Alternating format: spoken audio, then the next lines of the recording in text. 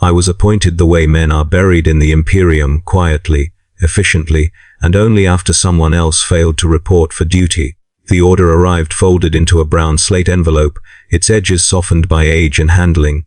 It bore 3 seals, each impressed so deeply into the parchment that the fibers around them had torn.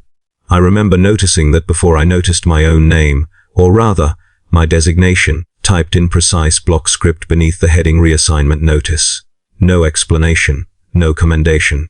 Just a statement of fact, as immutable as gravity. I was to report to Supply Annex Theta 9 and assume the duties of Munitorum Quartermaster, effective immediately, due to operational vacancy. Operational vacancy was the phrase they used when someone vanished without paperwork. My predecessor's desk was still warm when I arrived. Not literally, nothing was warm that deep in the hive, but metaphorically, in the way the data, slates were still active, the ink in the inkwells not yet dried over. A half-completed requisition lay face down at the edge of the desk, its seal unbroken. No blood, no signs of struggle, just absence. The kind the Imperium excels at creating. The supply annex sat buried beneath kilometers of hab blocks and manufacturer arteries, a cathedral of storage and silence. The air was thick with dust and incense, the two indistinguishable after long enough exposure. Cogitators lined the walls like tombstones, their screens flickering with inventory counts and shipment schedules that updated regardless of human presence. Every surface was layered with paper, forms, ledgers, requisitions, stacked and re-stacked until the office felt less like a room and more like an archive that had grown around a man by accident. I remember the smell most clearly. Old paper has a scent, a dry sour rot that settles into the sinuses. Mixed with it was machine oil, candle smoke, and the faint metallic tang of recycled air. Breathing felt like inhaling history, every lungful carrying the weight of decades of unfulfilled requests. They did not brief me. There was no handover, no warning. The system does not explain itself. It expects compliance, not understanding. I learned my authority the same way I learned everything else, by making a mistake and surviving it. The first requisition crossed my desk within minutes. Ammunition resupply for an infantry unit holding a transit corridor. The form was flawless, correct codes, proper seals, all approvals present. I checked the shelves behind me, both physically and on the cogitator readouts. The numbers did not match the request. They never would. I denied it. The stamp felt heavier than it should have in my hand, its handle polished smooth by generations of refusals. When it struck the parchment, the sound echoed in the small office like a verdict. Denied, insufficient stock. I hesitated afterward, waiting for something to happen.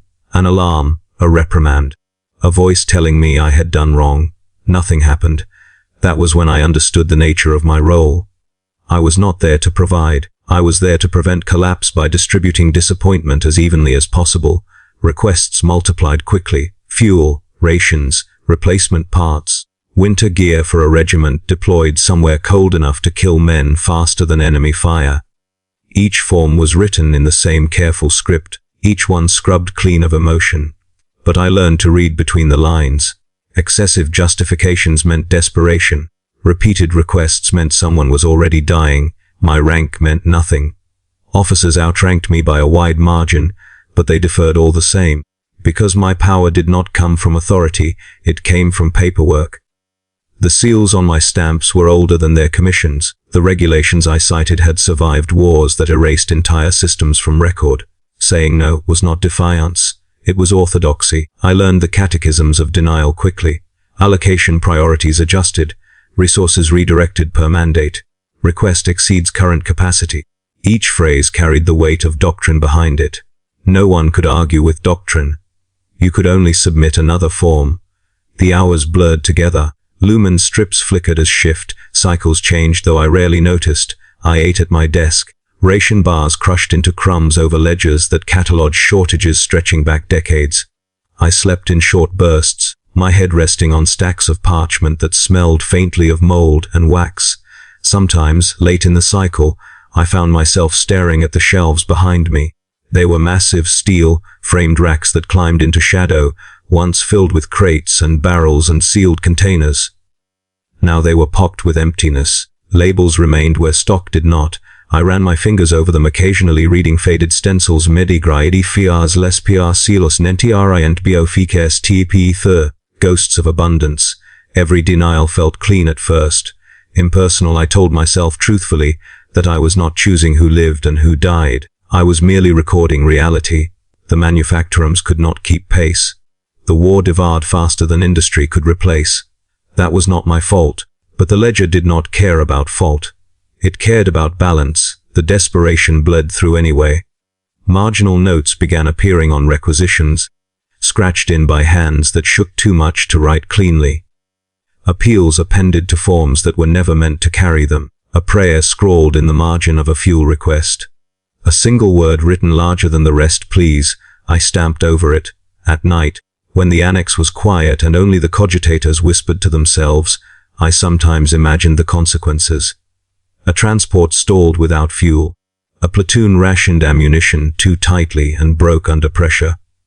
A winter wind cutting through fatigues that were never meant to endure it. I told myself that imagining was a luxury. The ledger did not imagine, it recorded. By the end of my first week, my hands hurt constantly, not from labor, but from stamping. The repetitive motion carved a dull ache into my joints. I began to understand why my predecessor had disappeared without notice. This job did not kill you quickly.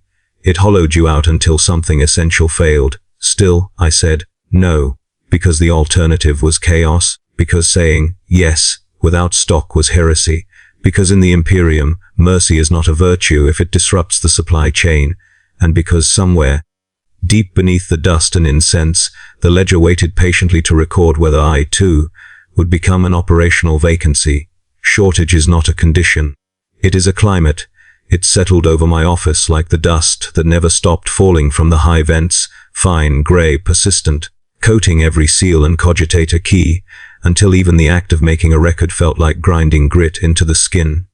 At first I believed, foolishly, that the deficit was temporary, that somewhere above, in the manufacturum stacks and refinery spines, men and machines were working toward a moment when the numbers would stabilize and the shelves would fill again.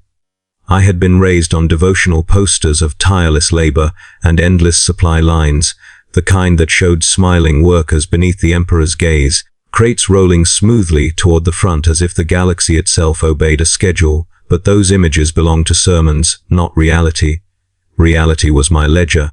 Its pages thick and stained, its columns marching on with a stubborn certainty that made my stomach tighten each time I turned a sheet. Incoming shipments were always late. Outgoing demands were always urgent. The war did not pause to let the supply chain breathe. It inhaled and inhaled until there was nothing left but bone. Each cycle began the same. I would awaken at my desk with ink dried on my fingers and a stiff neck from sleeping against paper.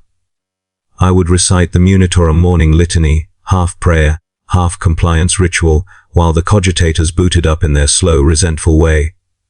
I would check the overnight dispatches, the updated inventory counts, the new stack of requisitions pushed under my door by a faceless runner who never looked up. The numbers never matched. They never even approached one another. The shelves behind me thinned by degrees so small I could have pretended not to notice. One crate fewer, one rack emptier, one entire category of supplies marked delayed indefinitely in the cogitator's cold script. It was like watching a body starve, not a sudden collapse, but a gradual reduction until even the bones seemed too much, and the requests did not stop. They multiplied. At first they arrived in the proper language of the Munitorum, clean forms, correct codes, seals pressed by officers who still believed those seals carried power. The ink was steady, the margins were empty. It was all very civilized, in the way the Imperium insists on civility, even while it grinds men into paste. Then the war tightened its grip, and the forms began to change. More justifications appeared, long paragraphs squeezed into spaces meant for single lines. Officers attached supplementary pages covered in cramped handwriting, explaining why their unit deserved priority. Dispatch riders scrawled addendums at the bottom in quick, messy script. Canemy pressure increasing. Morale failing. Medical stores exhausted. Sometimes the language slipped, the mask cracking just enough for need to show through. The word urgent began to appear more frequently, bolded, underlined, stamped twice as if repetition could conjure supply out of emptiness. I read them all. That was the curse of my position. I could not pretend ignorance. The forms were my confession booth, and every request laid bare the desperation of people who were trying to remain professional while their men froze, starved, bled, and broke. I denied most of them anyway. The first time I realized what a denial truly meant, it came wrapped in a request for winter gear. The form was perfect, too perfect, almost reverent. Correct authorization, valid seals, proper routing through the chain. The unit designation indicated a regiment deployed to the outer industrial belts, an area known for wind that cut like blades and cold that seeped into bone. The request was modest thermal fatigues, heat packs, additional rations to offset calorie burn. Sensible, necessary. I checked the stock. The shelves held 5 crates of thermal gear 5. The request demanded 27. I tried to make the numbers work. I rechecked the cogitator, as if it might have miscounted. I counted physically, hands trembling slightly as I touched each crate. 5 remained. The rest had been shipped weeks ago, marked as delivered, though the delivery confirmations were stamped so faintly they looked like ghosts. I could have approved partial allocation. That was allowed, technically, but partial allocations carried consequences too. Approving 5 crates would mean another unit receiving none. The war did not allow kindness without cost, so I denied insufficient stock, resubmit with adjusted quantity. It was a neat solution bureaucratically. It allowed me to shift the burden back to the requester, to force them into the same arithmetic hell I lived in. Resubmit, adjust, compete. When I stamped the denial, I felt my hand hesitate, just a fraction, the stamp hovering above parchment as if awaiting a different decision. In that pause I imagined men wrapping their hands in rags, trying to keep fingers from blackening with frostbite. I imagined breath freezing on mustaches, boots cracking, rifle mechanisms seizing. I imagined officers telling their men to endure because supplies were en route. Then my stamp fell, and the sound was final. After that, the denials began to feel heavier, not because the paperwork changed, but because my understanding did. Every no became attached, in my mind, to consequences. Hunger, cold, death. The forms remained sterile, but I could no longer read them as abstract. The ink had become blood in disguise. Scarcity became a companion I could not escape. It sat behind my shoulder while I worked, whispering facts with relentless calm. You cannot satisfy them. You cannot save them. You will be blamed anyway. It had no malice. Scarcity was merely truth, the kind the Imperium delivers without compassion. The annex itself began to feel like a mausoleum of vanished abundance. The air tasted drier as the wooden crates disappeared, and the dust settled into older layers. The clang of my stamp echoed louder in the emptier space.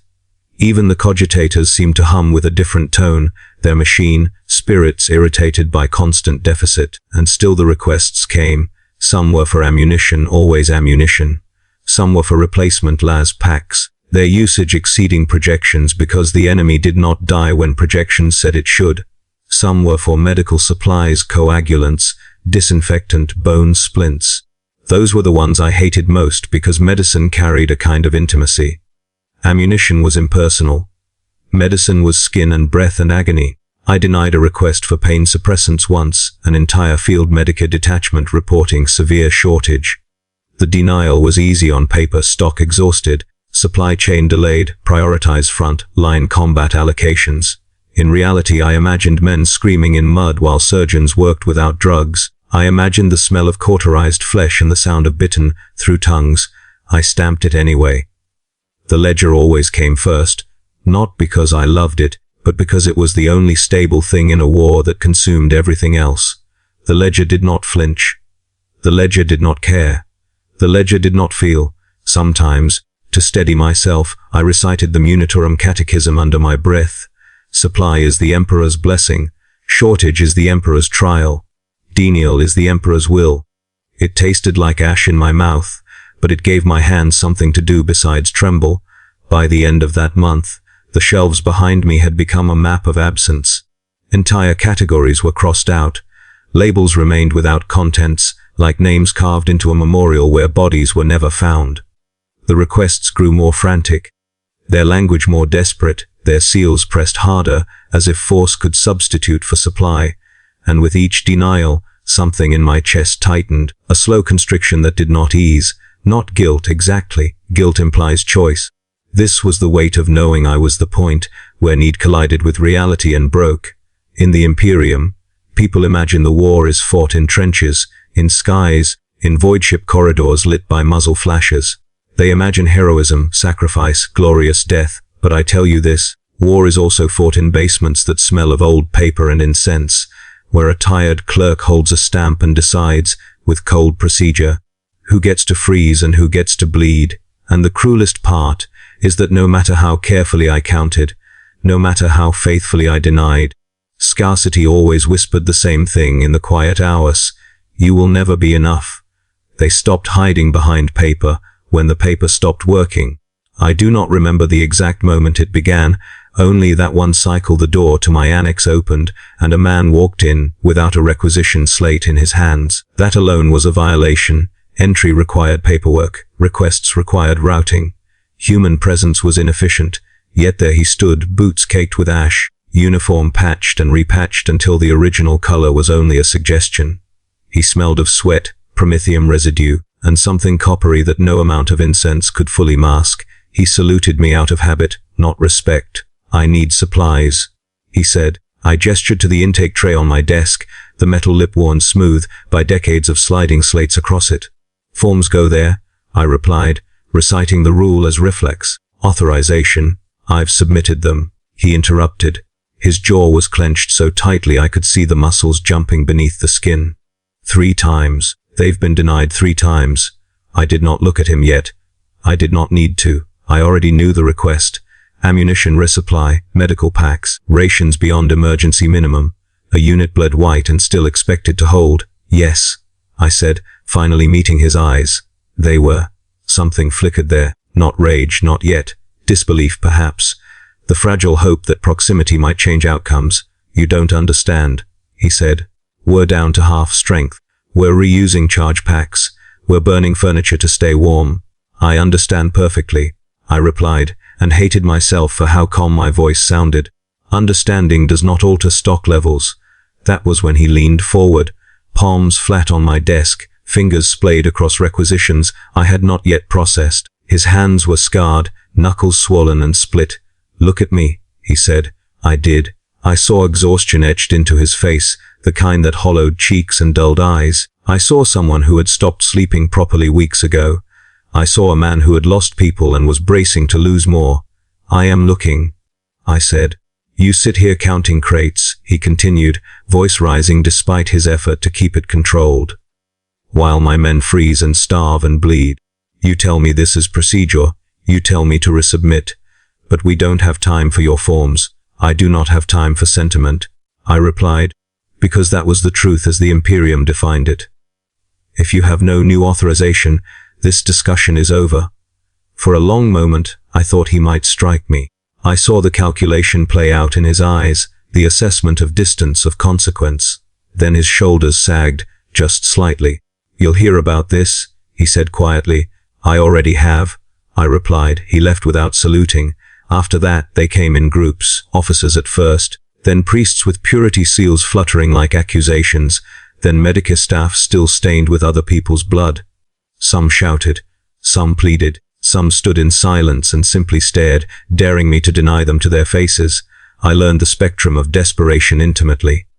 Fury came early, when hope still burned hot enough to turn outward. Bargaining followed, offers of favors, of future priority, of signatures pulled from chains that should not have bent. And finally, hatred, the quiet, focused kind that lingered long after they left, settling into the corners of the room like dust. The stamp did not care. I stamped denied so often that the word began to lose meaning. It became a shape, a sound, a motion. My hand moved without conscious thought, muscle memory carrying me through the ritual. Lift stamp, align, strike. Next form, but the faces followed me at night. When the annex fell silent and only the cogitators murmured, I saw them in my dreams.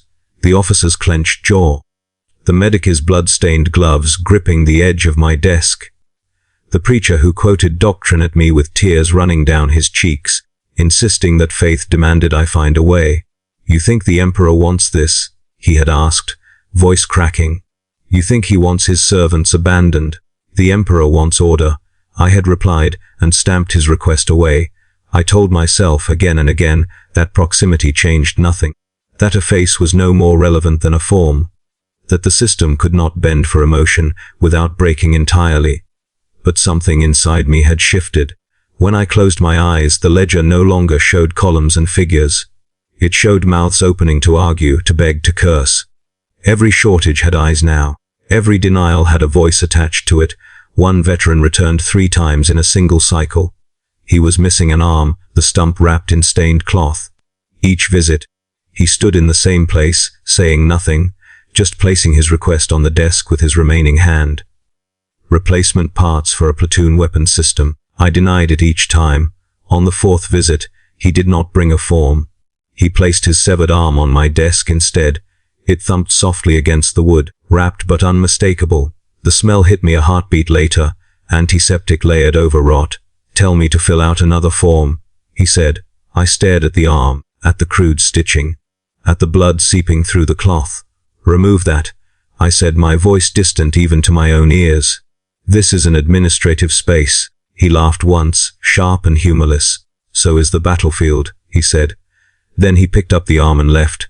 I denied the request anyway. That night, I did not sleep at my desk. I paced the annex, my footsteps echoing off bare shelves and stacked crates. I ran my hands over labels that no longer corresponded to anything real. I tried to remember a time when the war had been abstract, when casualties were numbers in a report, rather than men with missing limbs and hollow eyes. The Imperium teaches you early that abstraction is survival. To feel everything is to break. To care too deeply is to invite paralysis, but abstraction failed me now. The forms had become masks, and the masks had been torn away. I began to dread the sound of my door opening. Each creak of hinges tightened my chest. Each footstep outside made my hand hover over the stamp, already preparing for confrontation. I started eating less. Hunger felt appropriate, a small echo of the deprivation I authorized daily. Sleep came in fragments, interrupted by dreams of endless lines of men filing past my desk, each holding out empty hands. Still, I said, no, because the ledger still demanded it. Because if I stopped, if I allowed myself to choose compassion over calculation, I knew what would happen. Chaos would not announce itself. It would arrive quietly, in the form of favoritism, inefficiency, imbalance. The system would rot faster than it already was, and the Imperium would not forgive me for that. So I memorized their faces. I carried them with me. I let them haunt my waking hours and poison my sleep. Because remembering them was the only rebellion I could afford. Blame travels faster than supply lines. I learned that the first time my name appeared somewhere, it was never meant to be read aloud. It was not shouted, not accused in anger. It was whispered into vox receivers and margin notes, passed upward with the same bureaucratic efficiency as a requisition form. A unit failed to hold, ammunition ran dry, a convoy stalled. Somewhere in the after-action reports, a clerk traced the failure backward through columns of figures until the trail ended at my stamp. Denied, I was summoned 3 cycles later. The chamber was not a courtroom, though it mimicked one in function. It was an audit hall, long, narrow, and deliberately uncomfortable. The air was cold enough to stiffen joints, the stone benches hard and unyielding. Incense burned in iron braziers along the walls, its smoke hanging low and heavy, as if trying to smother dissent before it could form. Above it all loomed a great cog and skull sigil, its metal teeth catching the light in a way that suggested both judgment and consumption. I stood alone at the center, my hands clasped behind my back as protocol demanded. I wore my plain administratum robes, ink stained at the cuffs, utterly inadequate against the presence ranged before me. They sat in a raised tier: auditors, logisticians, doctrinal overseers. Their faces were partially obscured by hoods, lenses, or rebrethers, each one an embodiment of institutional authority rather than an individual. They did not introduce themselves. They did not need to. Their power was self-evident. Designation confirmed. One said, voice distorted through a vox filter, Munitorum Quartermaster, Supply Annex Theta 9. Yes, I replied. You have denied. Another continued. a statistically anomalous volume of requisitions over the last 2 standard months. I have denied, I said carefully. Requests exceeding available stock. A murmur rippled through the tier. Not disagreement, consideration. Several units under your supply responsibility have failed to meet operational objectives. A third voice said. Casualties exceeded projections. I do not control the enemy, I replied, nor do I generate supplies. You control allocation? The first voice countered. Allocation determines outcome. There it was. The unspoken accusation finally given shape. Treason is a flexible word in the Imperium. It does not require intent, only consequence. They questioned me for hours, my arithmetic, my roting decisions, my adherence to priority codes. They asked me to justify denials that had already been approved by higher mandates, as if repetition might conjure guilt where none existed. I recited regulation after regulation, my voice steady even as my throat dried and my legs began to ache. Each answer I gave was checked against my records, every figure verified, every denial traced to its source. This was not an inquisition of passion. It was worse. It was methodical. My records saved me, barely. The auditors could not fault my compliance. My ledgers were immaculate. My adherence to doctrine absolute. The seals on my denials matched the mandates issued from above. The system, when forced to examine itself, found no error it could safely admit to. Your loyalty is provisionally affirmed, the first voice said at last. However, concern remains regarding perception. Perception, I echoed, multiple testimonies suggest. Another voice intoned, that you exercise discretion in a manner inconsistent with morale preservation. I almost laughed. Morale is not a listed supply category. I said, before I could stop myself. There was a pause, not an angry one, a dangerous one. Be mindful. The voice replied softly, that morale is a force multiplier. I inclined my head in submission. Noted.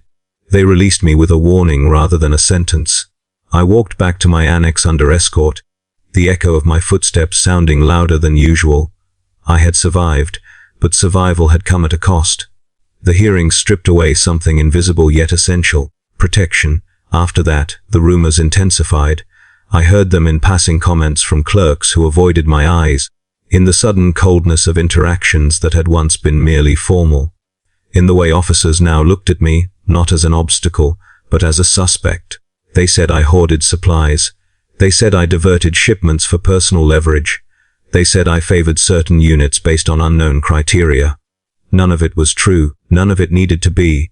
Truth is not required for suspicion, only need. Audits became frequent, unannounced, invasive. Officials descended on my annex without warning, inspecting shelves, cross-checking manifests, recalculating figures I had already calculated 100 times. They touched my ledgers with gloved hands as if contamination were a concern. Each audit ended the same way, no discrepancy found. Compliance affirmed. Warning issued. The warnings piled up like hairline fractures in glass. I adjusted my behavior accordingly. I became more visible in my obedience. I recited litanies louder. I stamped denials with exaggerated care. I logged everything twice. I invited audits rather than waiting for them. I made myself a perfect example of the compliant functionary. It did not help, because survival in the Imperium is not about innocence. It is about usefulness without friction, and I was becoming friction. The war worsened. Failures multiplied. Someone had to be blamed, and I sat at a perfect junction, visible enough to punish, obscure enough to replace. I felt the net tightening, not with violence, but with paperwork. My authority remained intact, but it felt thinner now, stretched taut over growing hostility. One evening, I found a purity seal pressed onto my office door. Not a sanction, an inspection marker. It meant I was being watched even when I slept. I sat at my desk long after the lumen strips dimmed, staring at my ledgers. The numbers blurred together, columns of shortages, rows of denials, all called damning. I understood then the true danger of my position. Saying no had never been personal, but now it was becoming political, and politics, in the Imperium, devours those who cannot be neatly categorized as loyal successes or disposable failures. I had survived the accusations. I was not sure I would survive the next necessity.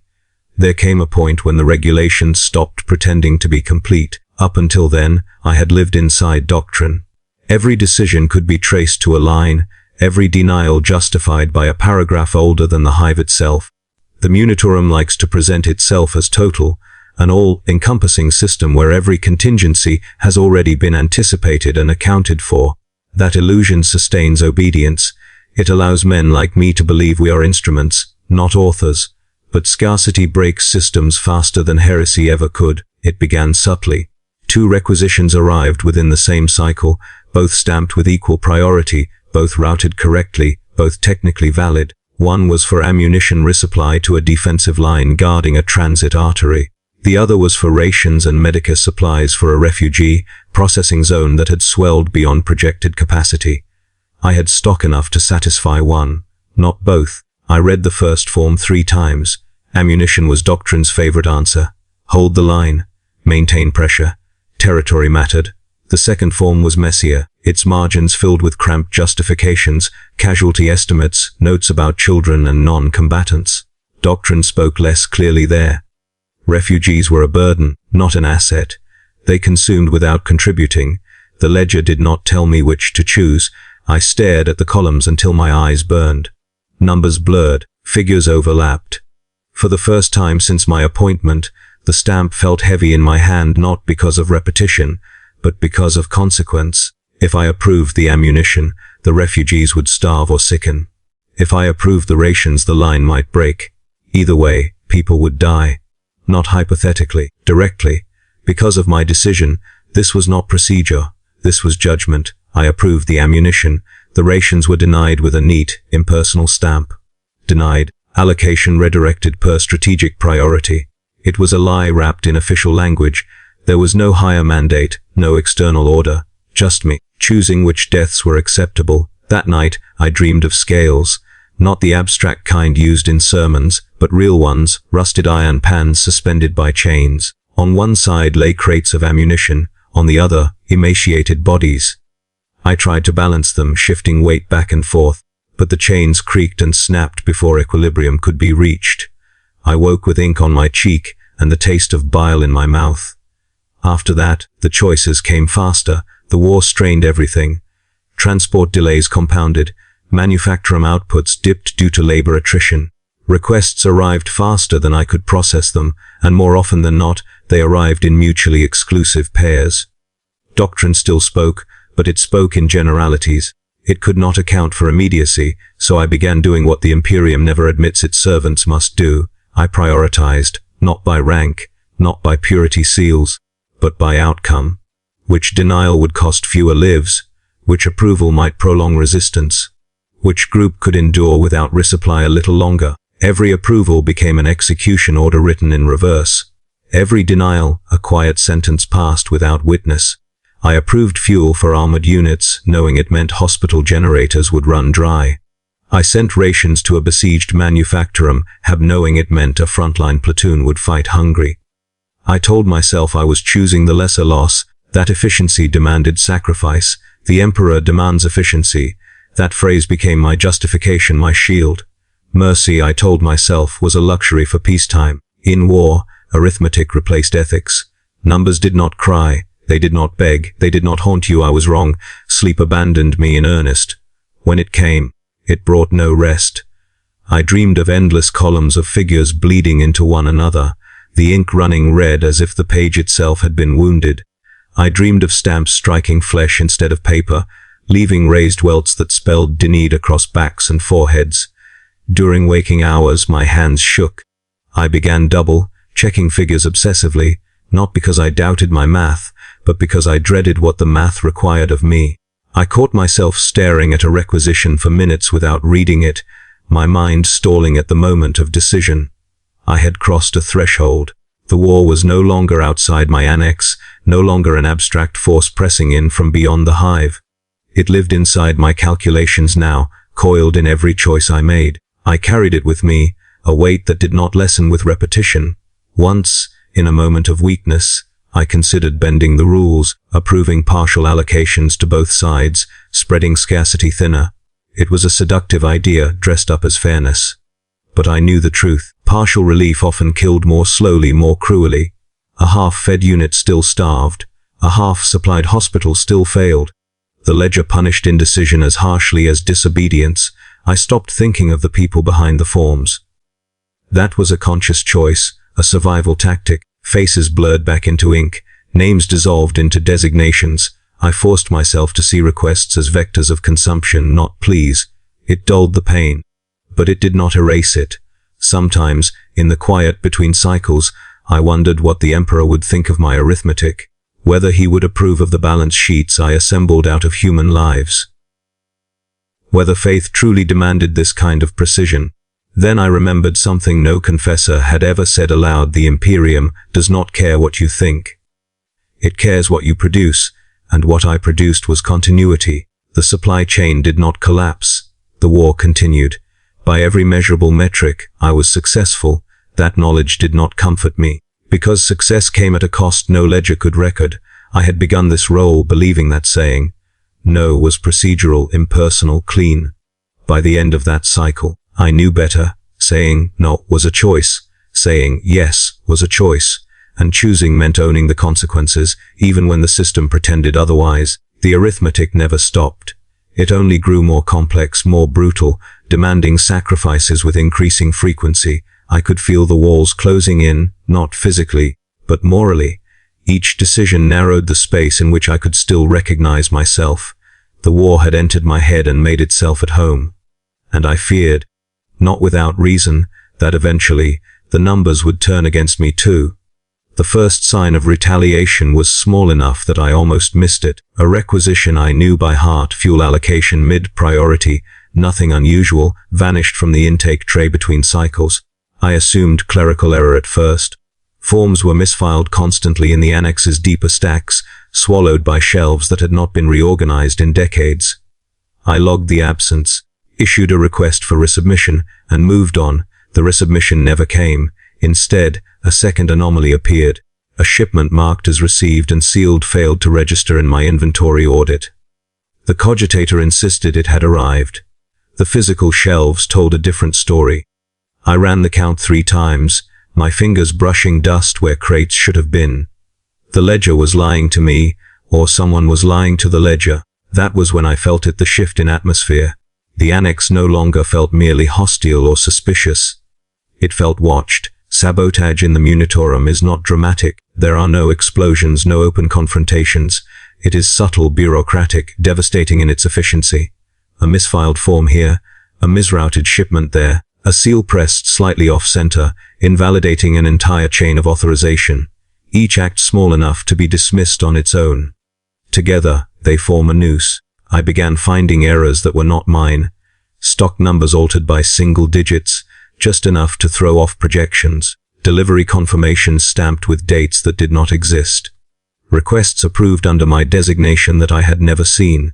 Each discrepancy forced an audit. Each audit brought more eyes, more scrutiny, more opportunity for further mistakes. The system fed on itself. I tightened procedures immediately. Restricted access, dual verification protocols, physical counts at the start and end of every cycle. It slowed everything down, which only increased resentment. The clerks glared at me openly now. Orderlies and guards posted outside my annex shifted their weight when I passed.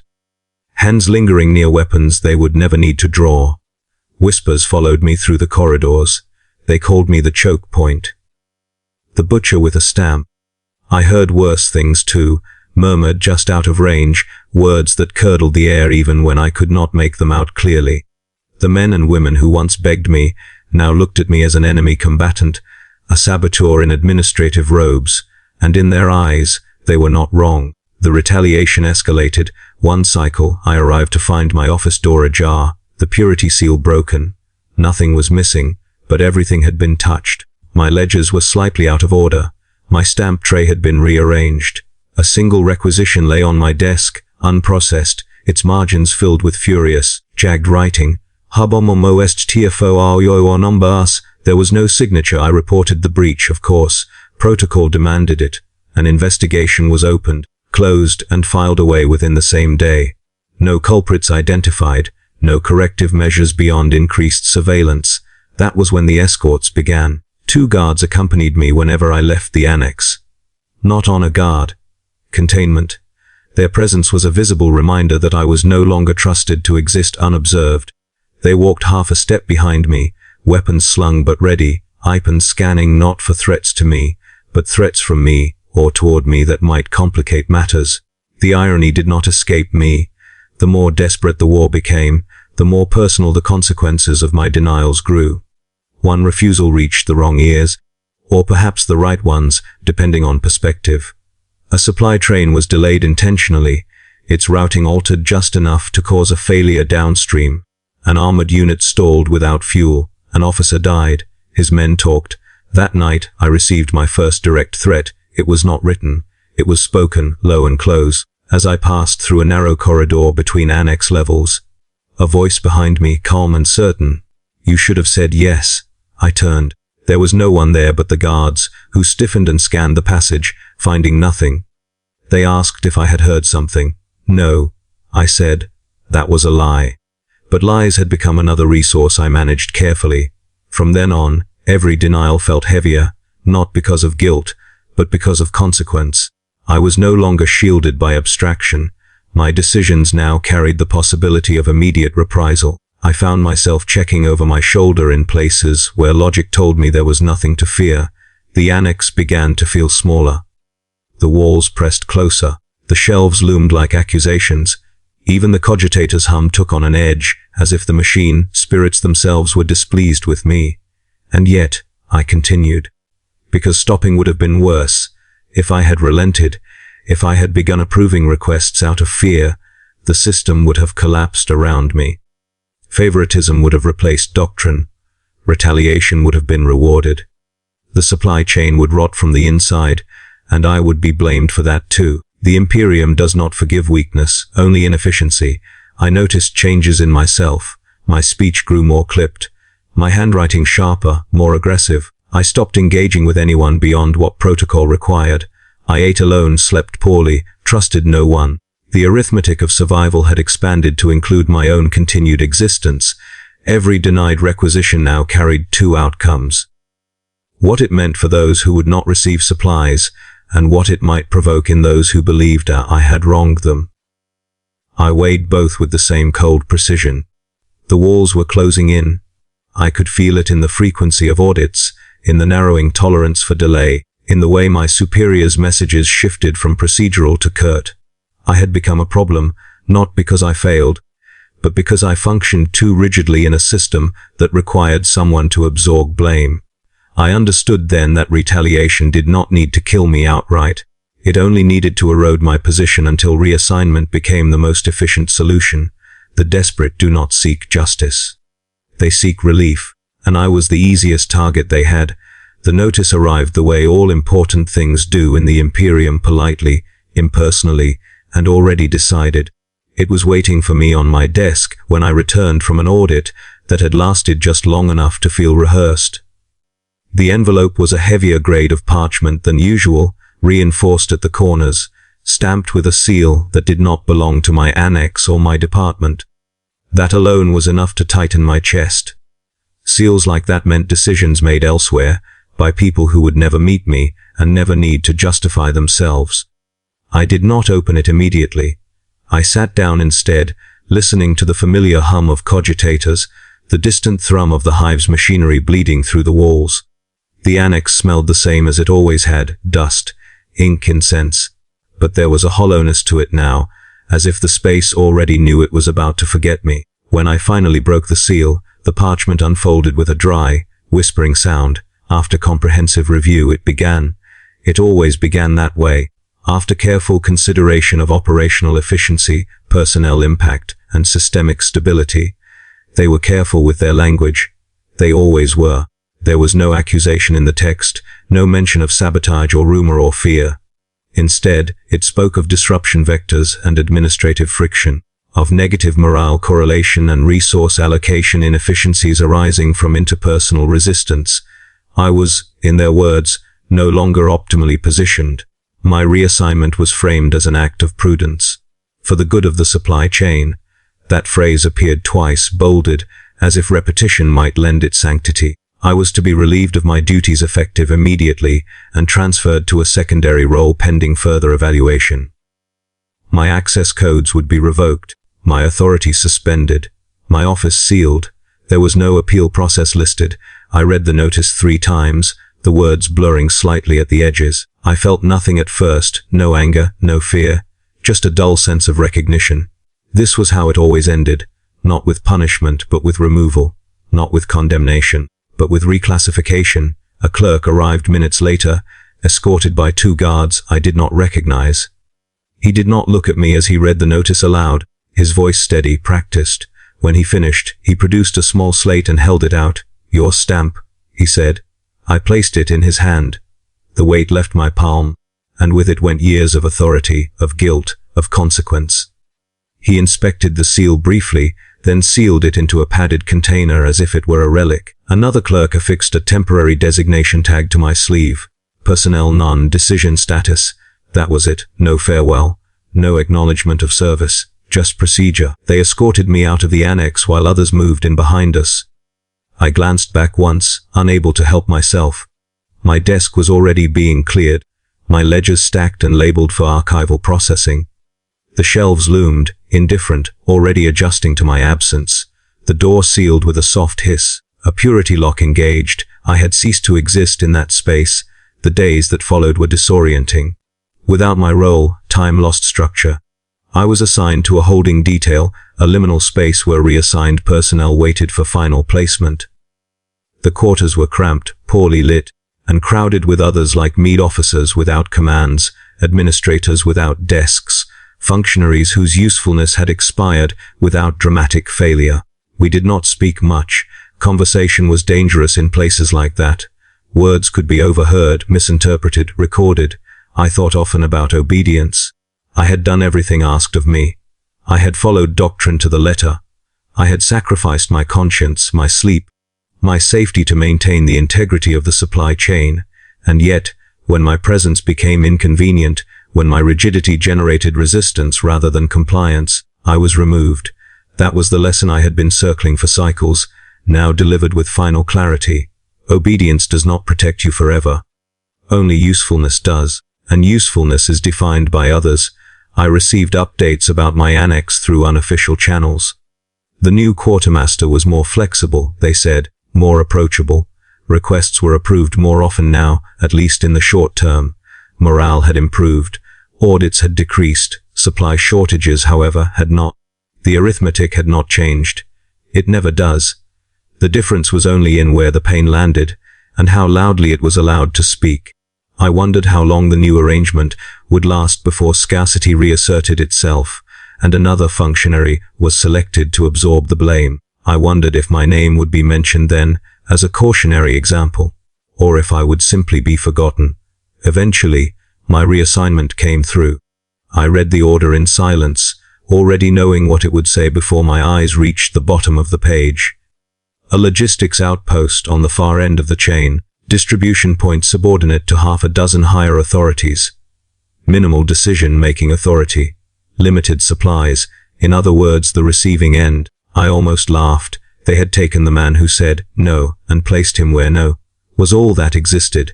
As I packed my few belongings, mostly clothes, a devotional text I no longer read, and a small personal ledger I had kept out of habit, I felt a strange lightness. The weight of choice was gone. I would no longer decide who starved and who endured. I would simply wait like everyone else. The guards escorted me to the transport without ceremony.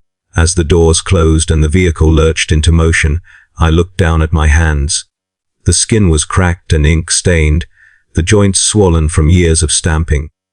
They looked like the hands of someone who had worked very hard at something no one wanted to remember. I had been a necessary inconvenience. Now I was a liability neatly resolved. The Imperium had finished with me. The outpost did not have a name anyone used aloud. On the maps it was a designation string, letters and numbers stacked together like a serial code stamped onto a crate. In practice, it was known only as the end, the place where supply lines thinned to threads and then simply stopped, where requests went to wait until they were no longer needed, or no longer mattered. I arrived with a transport manifest and a personal effects crate light enough to lift with one hand. The air here was colder than the hive annex had ever been, thin and stale, recycled too many times to remember what freshness felt like. The structures were utilitarian blocks of plasteel and concrete, scarred by neglect and old impacts, their edges softened by corrosion. There was no incense here, no candles, just the hum of generators straining to meet minimum output. They assigned me a bunk and a duty station without ceremony. Distribution clerk, 3rd tier. I laughed at that quietly when I saw it in writing. Once, entire regiments had waited on my decisions. Now I counted ration blocks and logged shortages I had no authority to correct. The first cycle, I waited for supplies that did not arrive. The second cycle, I logged the delay. The third, I stopped expecting anything else. This was the true end of the chain, not a dramatic collapse, but a slow, grinding starvation of expectation. Requests still came in from those below us, outlying patrols, hab clusters barely clinging to existence. But they were almost a formality now. We passed them upward knowing the answer before it returned. Denied, delayed, pending review. I had become what I once condemned others to be. Hunger arrived gradually. At first it was manageable, a dull ache that sharpened during work hours and eased when I distracted myself with counting. Rations were cut in small increments, justified by revised projections and optimistic forecasts that fooled no one. Cold followed, settling into my bones during long shifts, spent near unheated storage bays. Exhaustion was constant. Not the sharp fatigue of battle or crisis, but the heavy, all-encompassing weariness of a system winding down. My hands shook again, not from decision, but from weakness. I found it harder to focus on the numbers, the columns blurring together as my eyes strained under failing lumen strips. No one cared. Why would they? I was not a bottleneck anymore. I was not an obstacle. I was just another body absorbing the consequences of scarcity. Sometimes, as I logged the day's shortages, I caught myself performing the old calculations automatically. How long before this outpost failed entirely? How many cycles before patrols stopped returning? How many ration cuts before violence broke out? Old habits die hard. I began keeping a private tally again, scratching numbers into the margins of a small, unofficial ledger. Not requisitions. Not stock losses, missed shipments, personnel who stopped reporting, acceptable outcomes, written in the same cold language I had once wielded with authority. I was surprised to find comfort in it. The ledger had never lied to me. It had never pretended there was enough when there wasn't. It had never offered hope. In the end, it was the only honest thing I had ever served. As my strength faded, I spent more time sitting than standing, leaning against cold walls while younger clerks worked around me. None of them knew who I had been. None of them cared. To them, I was just another worn functionary nearing the end of usefulness. I did not correct them. One cycle, I noticed my name had stopped appearing on duty rosters. My tasks were quietly reassigned. No notice was given, no explanation required. I still came to the distribution bay out of habit, still logged figures no one checked, still stamped forms that meant nothing. Then even that stopped. I was given lighter duties. Then none at all. I spent my last days sitting near the loading platform, watching empty transports arrive and depart, their holds echoing hollowly. The wind cut through gaps in the structure, carrying dust and the faint smell of burned fuel. Somewhere in the distance, someone was shouting, angry, desperate, but the sound faded quickly, swallowed by the vastness of the place. Hunger gnawed at me constantly now, my vision blurred at the edges. Standing became an effort. I did not seek help. I knew the arithmetic too well. There were no confessions at the end, no absolution, just a quiet understanding that my life, like every crate and ration I had ever counted, had been expended according to need. On my final cycle, I opened my small ledger one last time. My hands trembled as I wrote the last entry. Loss 1 Quartermaster. Causes systemic depletion. Outcome acceptable. I closed the book and set it beside me on the cold floor. I do not know when I died exactly. There was no moment of clarity, no dramatic final breath. Just a gradual dimming, like a lumen strip flickering out after too many cycles without maintenance. If the Imperium noticed my absence, it did not record it anywhere I would ever see. The supply chain adjusted. It always does. I had believed once that the ledger would remember me, that somewhere, in the endless archives, my careful work would stand as proof that I had mattered. I was wrong. In the end, I was just another deficit quietly absorbed, another line item balanced and forgotten. And the war continued without me.